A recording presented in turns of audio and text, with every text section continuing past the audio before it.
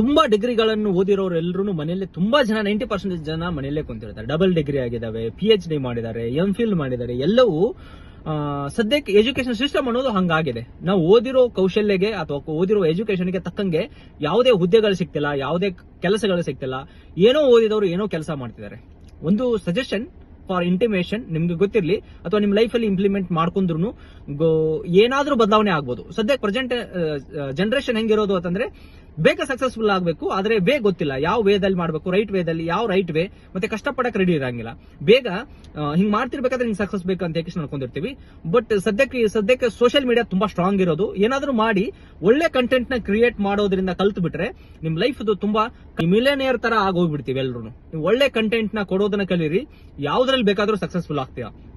ಮತ್ತೆ ಇನ್ನೊಂದು ಏನ ಮಾಡ್ಬೇಕು ಅಂತಂದ್ರೆ, ನಮ್ದು ಯಾವುದೇ ಕೆಲಸ ಇರ್ಬೋದು, ಆ ಕೆಲಸದಲ್ಲಿ ನಿನ್ನ ಶಾರ್ಪ್ನೆಸ್ ವ್ಯಕ್ತಿ ಇರ್ಲಾರ್ದಷ್ಟು ನಾವು ಆ ಕೌಶಲ್ಯನ ಅಭಿವೃದ್ಧಿ ಮಾಡ್ಕೋಬೇಕು. ಸೊ ಹಿಂಗಾಗಿ ಒಂದು ಬೆಸ್ಟ್ ಎಕ್ಸಾಂಪಲ್ ಸದ್ಯಕ್ಕೆ ಸೋಷಿಯಲ್ ಮೀಡಿಯಾ ತುಂಬಾ ಟ್ರೆಂಡಿಂಗ್ ಅಲ್ಲಿ ಇರೋದು. ಸೋಷಿಯಲ್ ಮೀಡಿಯಾದಲ್ಲಿ ಬನ್ನಿ, ಸೋಷಿಯಲ್ ಮೀಡಿಯಾ ನಿಮ್ ಲೈಫ್ ನ ಹೊಸ ಟರ್ನಿಂಗ್ ಪಾಯಿಂಟ್ ಮಾಡುತ್ತೆ. ಮತ್ತೆ ಒಂದು ರಿಕ್ವೆಸ್ಟ್, ಒಳ್ಳೇದಕ್ಕೆ ಯೂಸ್ ಮಾಡ್ಕೊಳ್ಳಿ.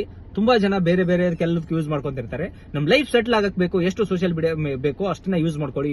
ತುಂಬಾ ಪ್ಲಾಟ್ಫಾರ್ಮ್ ಇದಾವೆ ಸೋಷಿಯಲ್ ಮೀಡಿಯಾದಲ್ಲಿ. ಲೈಫ್ ಹೊಸ ಟರ್ನಿಂಗ್ ಪಾಯಿಂಟ್ ಅಂತ ಹೇಳಿ ಅನ್ಕೊಳ್ಳೋಣ. ನಾವ್ ಏನಾದ್ರೂ ಮಾಡಿದ್ರೆ ಮಾತ್ರ ಜನ ನಮ್ಗೆ ಗೌರವ ಕೊಡೋದು.